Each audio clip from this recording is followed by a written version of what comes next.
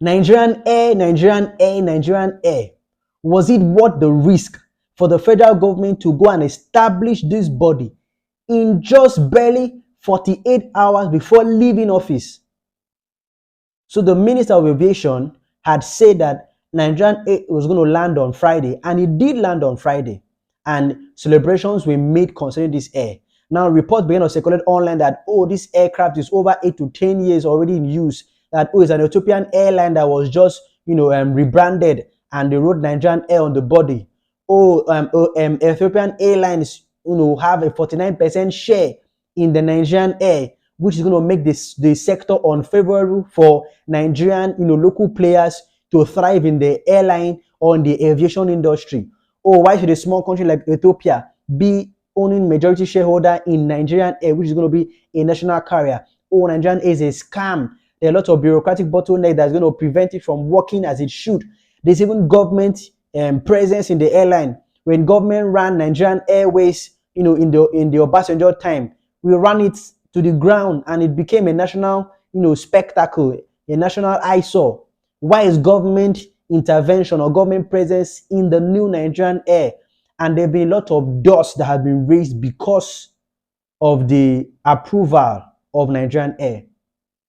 Now, here on this particular video, we want to try to address these concerns and bring in a very balanced perspective, both from the side of the public, who are very concerned, and from the side of the government, who are trying to make a credible investment in our aviation sector.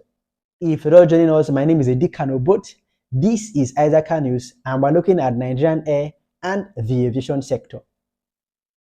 So is the aircraft actually 8 years old or 10 years old? Now, there have been no, official debunking of the age of this particular airline or aircraft that landed in Abuja on Friday, last week. So, but what if it's 8 years old? Is there any implication? And what's the big deal about it? Okay, so the typical lifespan of an aircraft of this class, of this quality, this is actually a Boeing 737 series, and the lifespan of this aircraft is about 35 to 40 years. These aircrafts can carry over 90,000 flight cycles. So it's an aircraft that can last for 3 to 4 decades. If it has been used for about 8 to 10 years, it still has about 15 to 20 years of life expectancy where it can be used without any issues. So if this aircraft is 8 or 10 years old, it's not an issue because it was built to last an average of 35 to 40 years. Now, some other major concerns making the rounds is that it is owned by Ethiopian Airlines. Now, that's not true. Ethiopian Airlines would concede the majority shareholder in the Nigerian Air because of its antecedents. Now, if you don't know about Ethiopian Airlines, you need to go make your research.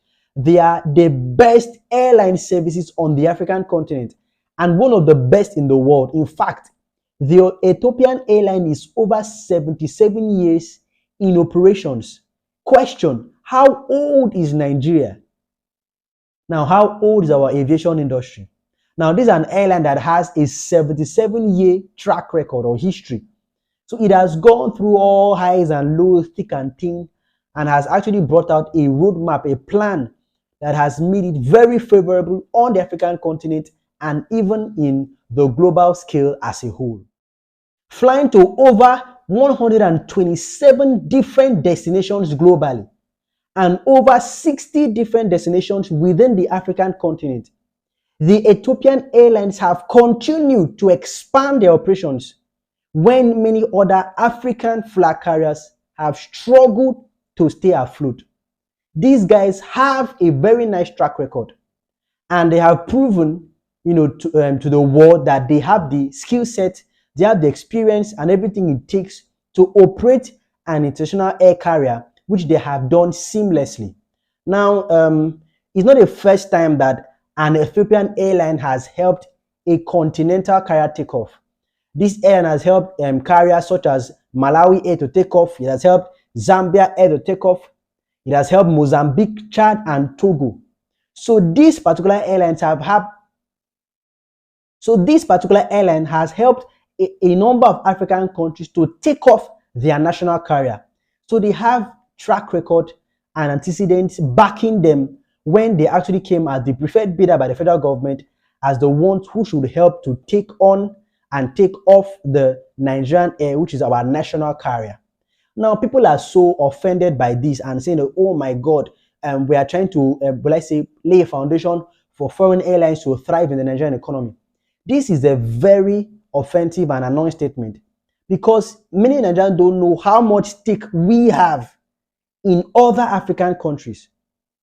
Do you have any ideas how much, of our banking sector have exported their expertise to neighboring African countries? Banks like UBA and First Bank and Union Bank have major multinational branches in West African states, and they are making huge money from these countries. Corporations such as Dangote has a lot of cement factories scattered across several West African states, and it's making a lot of money in those countries. Now, we have a lot of businesses that are Nigerian owned that have spread their tentacles into different African countries and are doing so well. But they are Nigerian owned. So why are we so afraid? I heard a report saying that we should rather have Canada or Australia operate our national air carrier than Ethiopia, our own brother. This is the height of jealousy and pride. It's so offensive and it should not be tolerated. Typically, Nigerians pay twice and sometimes thrice more than other African nations pay to go to the same destinations in Europe. So if a flight from Ghana, let's say to the UK, is about, let's say $1,000, Nigerians would pay sometimes $2,500 to undertake the same trip from Nigeria to UK, which has made a lot of Nigerians most times to travel from Nigeria to some West African countries in order to take a direct flight to some countries in Europe because it will be cheaper for them. So a resident of Ghana would pay probably $1,000 to a destination in Europe, while a Nigerian would pay $2,500 or $2,000 for the same destination. So the Nigerians would then have to travel down to Ghana and fly to UK using Ghana's carrier because it's cheaper in the long run. These are some of the issues we face because we lack a national carrier. So the airline industry, foreign airlines have exploited the Nigerian economy and have made a lot of huge profits from it. It's why when I keep hearing that, foreign airlines are going to leave, they are going nowhere. Foreign airlines are not going to leave the Nigerian industry or Nigerian client because they make sometimes double the amount of money they make from any African country at all. And no country in Africa has the same traffic we have. We have traffic. We have a lot. They benefit too much from our industry. Now, is it not better that our Ethiopian brothers come and take this money than we give it to Europe and America and Asia? Now, because we're going to operate a national carrier, it's going to reduce the amount of money that Nigerians have to pay to take the same journey that they would have taken if they were to take Emirates or any other or Turkish airline. So when Nigerian Air carries you from Nigeria to probably the United States of America, it's going to charge you a decent amount of money than if you were to take a different airline owned by a European nation. Now, for a lot of us, our concern is that we are privatizing this, Nigerian Air, and with the coming in of private sector, it's going to, increase or escalate the price. Now, when government first ran it, they ran it to the ground and it became a national eyesore, disgrace. So right now we have Ethiopia, which is the largest shareholder, 49% share. Then we now have Nigerian investors with a 46% share and the federal government with a 5% share. So if you're going to aggregate these figures, Nigeria, both federal and private sector, have a 51% share of Nigerian Air, while Ethiopian Airlines have a 49% share of Nigerian Air, thereby giving us some advantage or a slight edge over them in case the fears we have are trying to materialize. But Nigeria is not the only country who has taken their national air or national carrier to the private sector.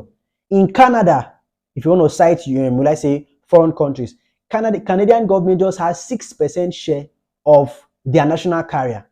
South Africa is already making moves as we speak in order to deliver a national carrier to a private-owned airline.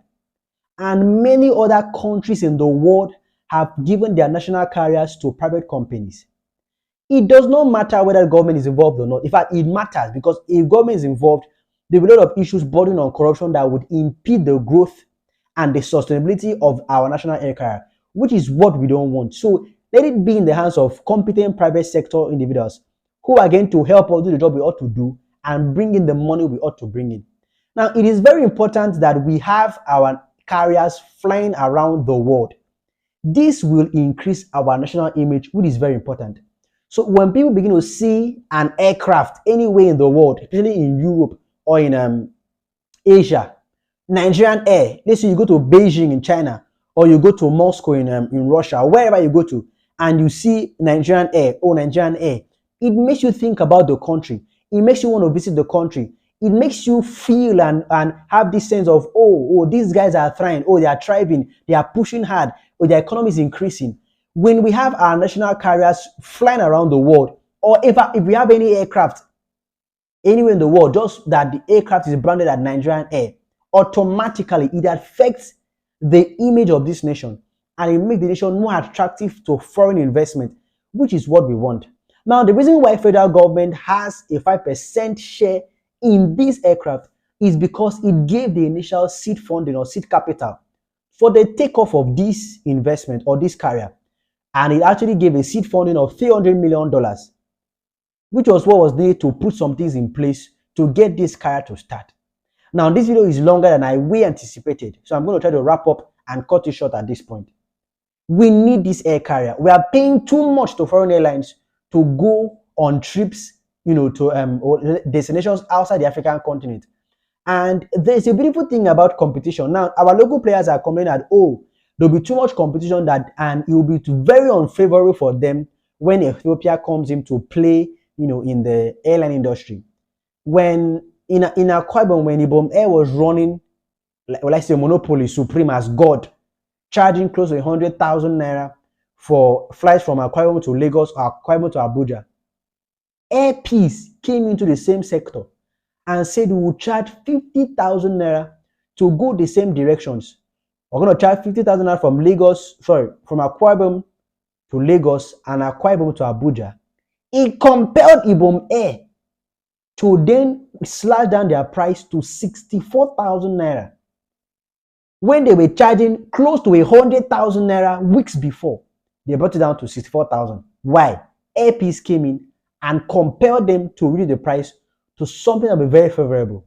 So when we have Ethiopian Airlines coming with their expertise and their aircraft, it's going to compel foreign airlines to slash down the price and make the price more favorable for Nigerians to go abroad and to come from abroad, back to Nigeria.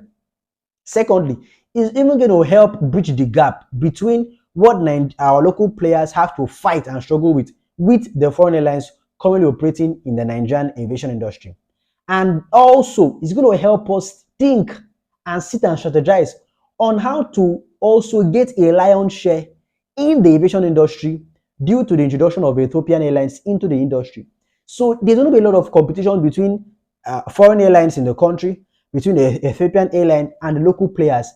And at the end of the day, the citizens, Nigerians, will benefit because price will be pegged, in a way that you can make profit and not exploit the customers at the end of the day. So this is a long overdue project, long overdue. And we're happy that it has kicked off. And we are hopeful and optimistic that the new administration is going to put all the necessary things in place to get this national area up and running as quick as possible.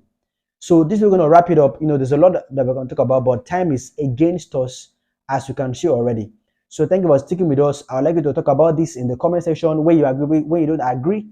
Do you have to please turn on your notification bell in order to get notified whenever we drop new videos, and follow us on WhatsApp, on Instagram, on Facebook, on Twitter, and on TikTok. Until we see again, I am your host, Idi Kanobot, and this is Isaac News.